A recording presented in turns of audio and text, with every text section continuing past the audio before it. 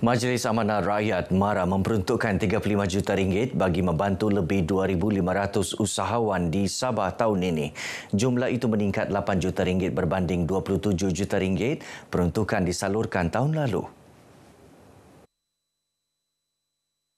Timbalan Ketua Pengarah Keusahawanan MARA Datuk Zulfikri Osman berkata, terdapat beberapa bidang keusahawanan yang berpotensi besar untuk dikembangkan usahawan muda. Antaranya termasuklah penghasilan produk makanan dan minuman, automotif, tenaga boleh diperbaharui, bidang elektrik, bidang penyejuk bekuan serta penghasilan produk pakaian. Ini sudah tentulah akan memberi impak yang saya percaya, impak yang sangat positif kepada ekonomi negeri Sabah, terutamanya daripada segi peningkatan pendapatan negeri dan juga pengujudan lebih banyak peluang pekerjaan kepada rakyat negeri Sabah, insya-Allah. Bagi usahawan perusahaan mikro, kecil dan sederhana, program diadakan amat bertepatan bagi memberi informasi mengenai kemudahan disediakan MARA khusus untuk usahawan. Harapan saya semoga program-program macam ni sentiasa diadakan untuk memberi manfaat kepada usahawan kita dan kalau boleh diadakan di luar-luar bandar. Event macam ni sangat bagus untuk diteruskan dan juga memberi manfaat kepada usahawan, terutamanya usahawan lokal di Sabah ni, dan juga banyak dari segi bantuan-bantuan geran dan juga pinjaman yang boleh bantu. Dapatlah memberi matlamatnya dalam memberi manfaat kepada semua peserta dan membuka peluang baru serta menjadi platform yang berkesan untuk pertumbuhan dan kejayaan bersama. Beralih ke perkembangan banjir, jumlah penduduk terjejas yang masih berlindung di Pusat Pembinaan Sementara PPS di dua daerah mencatatkan penurunan sejak pukul 8 malam tadi. Menurut Sekretariat Jawatankuasa Pengurusan Bencana Negeri Sabah, 206 penduduk daripada 55 keluarga masih berlindung di 3 PPS. Di Kinabatangan, jumlah penduduk yang masih berlindung di 2 PPS menurun kepada 173 orang daripada 45 keluarga.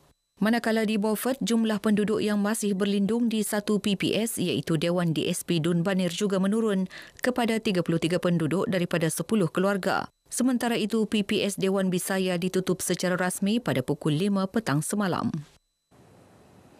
Prihatin terhadap penduduk terjejas banjir, Institut Latihan Perindustrian ILP Kota Kinabalu turun padang melaksanakan misi bantuan pasca banjir di Kampung Cenderakasih, Inanam.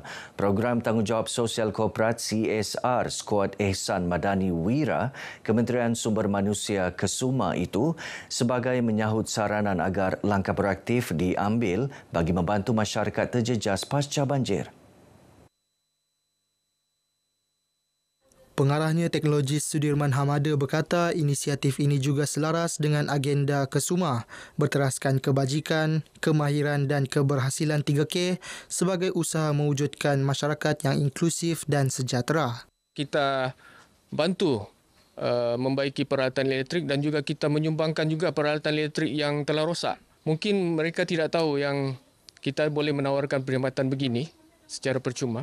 Kan ada 2 keluarga yang dibantu, iaitu mangsa-mangsa kebanjiran yang berlaku baru-baru ini. Dan saya sangat bersyukur sebab tidak pernah lagi dapat bantuan sebelum ini. Tapi lakulah kepada JKK Kampung, tolong kami banyak. Ini pun tidak disangka nih sebenarnya. Terima kasih bagi pihak Tuhan lah semua. Saya berasa sangat semangatlah sebab dapat bantu orang kan.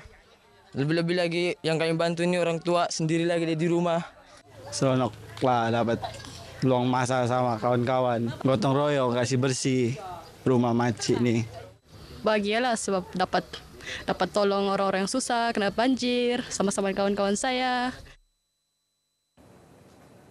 Lebih 3,000 graduan dilahirkan University College Sabah Foundation UCSF sejak ditubuhkan 10 tahun lalu.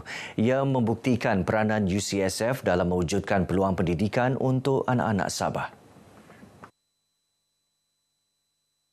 Pengerusi Lembaga Pengelola UCSF, Datuk Dr. Muhammad Yaakob Johari berkata, UCSF akan terus memantapkan peranannya dalam melahirkan modal insan sekaligus menyumbang untuk pembangunan negeri. sebagai sebuah universiti yang dimiliki penuh oleh Kerajaan Negeri Sabah melalui Yayasan Sabah. So, kita rasa terpanggil bukan saja dari segi mewujudkan peluang-peluang pendidikan bagi anak-anak tempatan tetapi juga untuk membangunkan negeri Sabah. Sementara itu, Naib Chancellor UCSF, Datuk Dr. Rafiq Idris memberitahu beberapa kursus baharu akan ditawarkan termasuk menjalin kerjasama strategik dengan entiti lain bagi memenuhi keperluan pendidikan di negeri ini. Kita akan mula menawarkan di Sabah.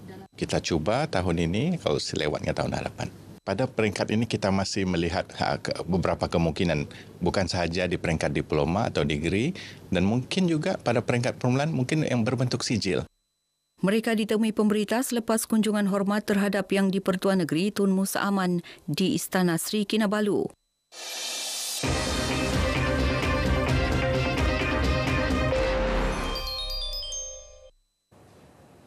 Kebersihan menyeluruh mencakupi kawasan daratan, laut dan sungai. Itu komitmen Dewan Bandaraya Kota Kinabalu DBKK dalam usaha memastikan ibu negeri sentiasa bersih dan indah. Ikuti perkongsian Iswadiman Samsudin yang menyertai program KK Clean Up Day 1.0 Bandaraya Kota Kinabalu.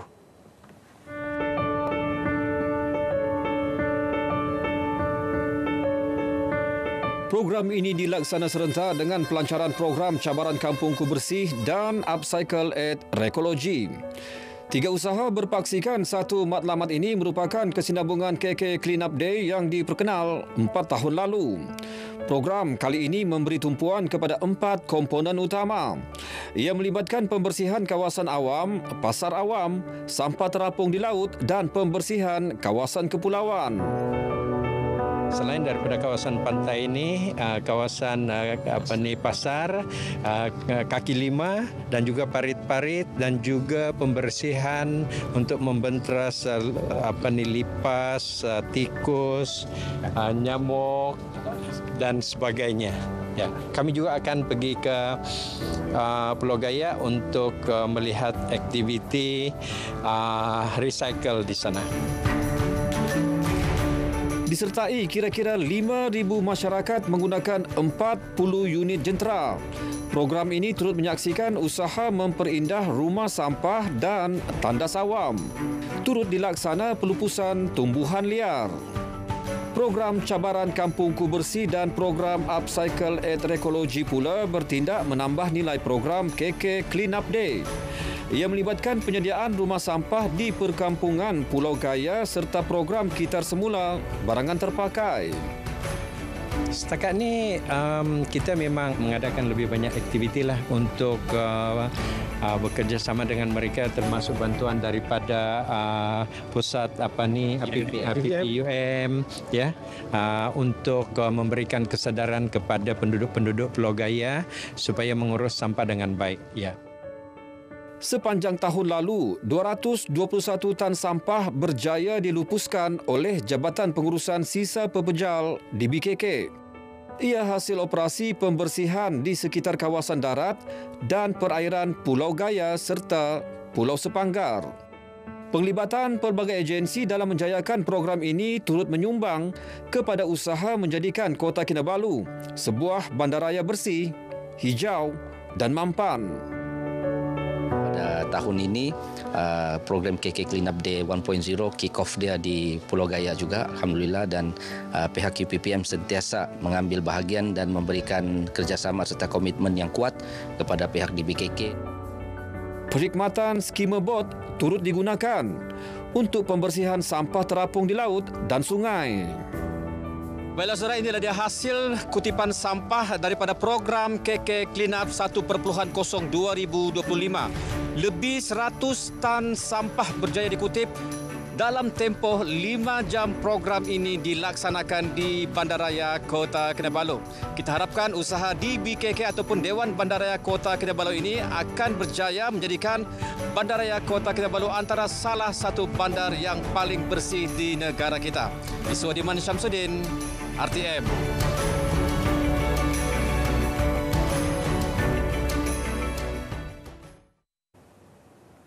Paparan itu mengakhiri Berita Pagi Sabah kali ini. Menyusul selepas ini Berita Pagi Sarawak bersama-sama Lydia Yusrina di Kuching. Dari sungai hingga segara, Palestin pasti merdeka.